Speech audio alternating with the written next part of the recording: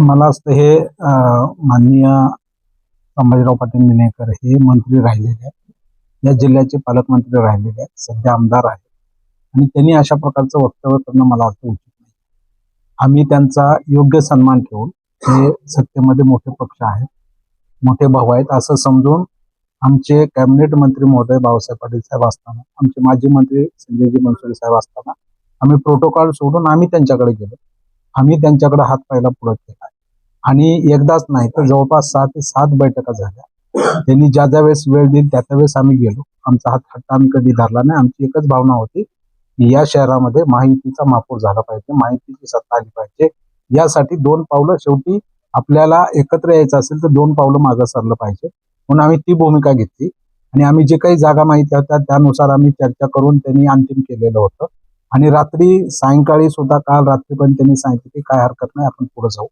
मला वाटतं की चर्चेमध्ये बसल्यानंतर कोणी काय बोललं याही पेक्षा आमचे मंत्री महोदय त्या ठिकाणी सर्वोच्च आहेत, आमचे माजी मंत्री संजयजी बनसोडे साहेब जबाबदार आहेत, मी आमदार म्हणून जबाबदार आहे. आम्ही तर काही बोललेलो नाही आणि बोलायचा विषयच येत नाही. आम्ही जो प्रस्ताव दिला तो तुम्ही मान्य आहे की नाही हे सांगितलं पाहिजे आणि मान्य नसेल तर हे होते म्हणून सांगितलं पाहिजे. ते त्यांनी शेवटपर्यंत करतो असं आम्हाला सांगितलं आणि शेवटी नाही असं सांगितलं.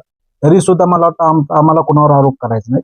आम्हाला आमच्या पक्षांना शिस्त शिकवलेली, आमचे नेते अजितदादा पवार साहेब हे शिस्तीचं नेतृत्व आहे आणि त्याच्यामुळे आम्ही त्या शिस्तीमध्ये राहून आम्ही कोणावर आरोप करणार नाही. त्यांनी का म्हटले काय केले मला माहित नाही. युती करण्याचा निर्णय आमचा होता, परंतु ते फायनल अंतिम करण्याचा निर्णय कोणाचा होता? त्यांचा होता. त्यांनी तो करायला पाहिजे होता.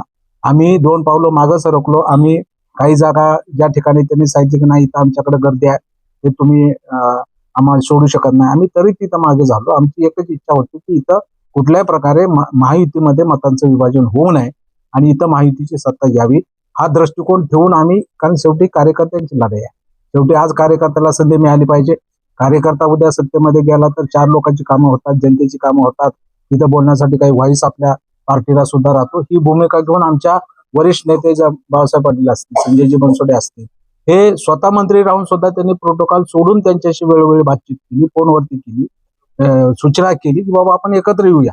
ही भूमिका त्यांना मांडलेली आहे. पण आता त्यांच्यामध्ये जरी संभाजीराव असले तरी इथं रमेश कराड आमदार आहेत, इथं जिल्हाध्यक्ष माजी मंत्री बसवराज पाटील साहेब आहेत, अर्चनाताई पाटील ज्या इथं उमेदवारी लढवली त्या इथं नेते आहेत, ह्याच आणि आपले अभिमन्यू पवार त्यांचे आमदार या ठिकाणी आहेत.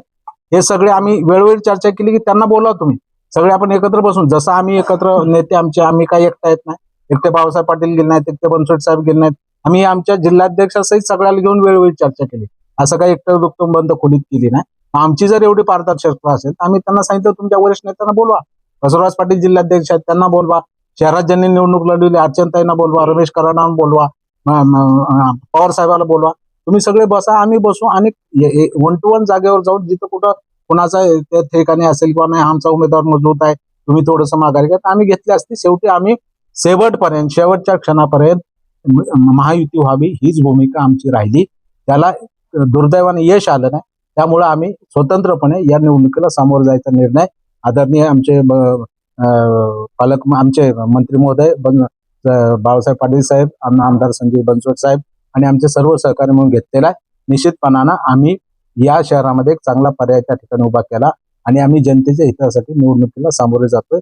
कार्यकर्त्यांना संधी, कारण ही शेवटी निवडणुका होऊन आज 8-10 वर्ष झाली, निवडणुका नाहीत, त्यामुळे संधी कार्यकर्त्यांना पण मिळाली पाहिजे म्हणून आम्ही सर्वसामान्याला संधी देण्याचा प्रयत्न राष्ट्रवादी काँग्रेस पार्टीने केलेला आहे. आता सन्माननीय माजी नगराध्यक्ष कांबळे साहेब या ठिकाणी आले, त्यांना सन्मानानं वागणूक दिली नाही हे तेच बोललेले आहेत. त्याच्यामुळं निश्चितपणानं शेवटी आमचा पुरोगामी विचारसरणीचा पक्ष आहे, त्यामुळे आम्ही सर्वांना सोबत घेऊन जाण्याचा प्रयत्न करतो. आम्ही जवळपास या ठिकाणी 60 ते 65 जागांचे अर्ज भरलेले आहेत. त्या दृष्टीनं आमचा निर्णय आता छाननी आहे, उमेदवारी अर्ज मागे घ्यायचा आहे, त्यानंतर अंतिम निर्णय जी यादी आहे ती आम्ही तुम्हाला देऊया.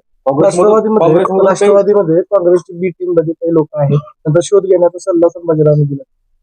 कुठं आहे? राष्ट्रवादीमध्ये काँग्रेसची बी टीम आहे, आमच्यामध्ये कुठलीही बी टीम नाही. आमच्यामध्ये एक वाक्यता आहे, आम्ही सगळे त्यांच्या सोबत सुद्धा जी आम्ही चर्चा केली की आम्ही काही कोणा बी टीमला बाहेर ठेवलं नाही. बी टीम असायचं, आमची एच टीम आहे आणि आम्ही सगळे पारदर्शकपणाने त्यांच्यासोबत बोलतोय. त्यांनी मात्र वेगवेगळ्या टीम केल्या असतील आम्हाला माहित नाही. त्यांनी मात्र आमच्याशी जेव्हा चर्चा केली त्यांनी एकट्यानेच केली. त्यांचा दुसरा कुठलाही ना पवार साहेब आमदार साहेब होते, ना कराड साहेब आमच्या सोबत होते, ना अर्चनाताई पाटील होत्या, ना जिल्हाध्यक्ष त्यांचे प्रसाद पाटील साहेब आमच्या सोबत बोलले. 7 वेळेस चर्चा झाल्या, 7 वेळेस त्यांनी नव्हते. तरी आमची तक्रार नाही, शेवटी त्यांच्या पार्टीचा निर्णय आहे. संभाजीरावमुळे तुटली. ना आता प्रमुख त्यांनीच बोलत होते, तुटली म्हणजे आता त्यांनी तो निर्णय करायला पाहिजे होता. आम्ही असं नाही की आम्ही हट्ट धरून बसलोय. युती तुटते कधी, समजा दुसऱ्या बाजून जुळतच नाही तर युती तुटत असते. आणि आम्हालाही एवढं कळतं की रबर ताणल्यावर तोडतंय, म्हणून आम्ही जुळवण्यासाठीच बसलेलो होतो. काँग्रेसमधून राष्ट्रवादी आलेल्या काही लोकांनी मिठाचा खडा टाकला, ताकद जास्त आहे असं बोललं गेलं. बिलकुल काही नाही. तसं असतं तर आम्ही शेवटी विचारानं पुढे गेलो. काँग्रेस म्हणून शेवटी पक्ष कुठला, त्यांचाही पक्ष आमचाही पक्ष आहे. रोज नवीन नवीन लोक येतात, त्यांना प्रवेश द्यावा लागतो. येणाऱ्याला आपण थांबवू शकत नाही, त्याची तिकडे काही अडचण असते, म्हणून प्रवेश द्यावा लागतो. शेवटी प्रत्येकाला पक्ष वाढवायचा आहे. आणि त्याच्यामुळं हे आले म्हणून काही तुटली किंवा हे करू नका असं सगळ्याचा विचार करून युती करायची का हे ठरल्यावरच आम्ही चर्चेला गेलो. युती कुणासोबत करणार? आता आम्ही सोबळाचा निर्णय घेतलाय. पक्षाकडून काय आदेश आले तर अजून शेवटी आपल्याला उमेदवारी मागे घेण्यापर्यंत संधी आहे.